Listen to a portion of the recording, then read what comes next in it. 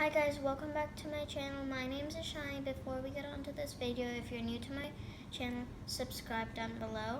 Give this video a big thumbs up and hit that notification bell. Ding, ding, ding. So today I'm going to be showing you how to solve a 2x2 Rubik's Cube. So let's get on. So the first step is to solve the white part. So you would need 3 parts to solve the white.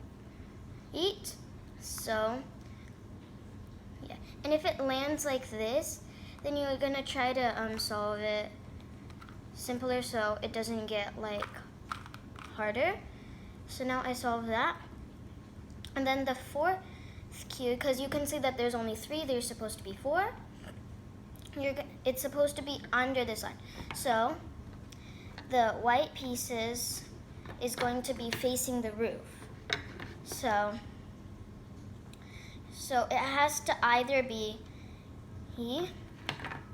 here, under the green one basically, because that's not white, it's the leftover piece. So it can either be here, here, or underneath. So you can see it's underneath for me.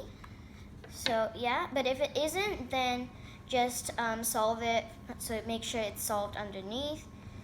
So if it's close by you and all you need to do is just do that, and then it's under here, then that's good, do that.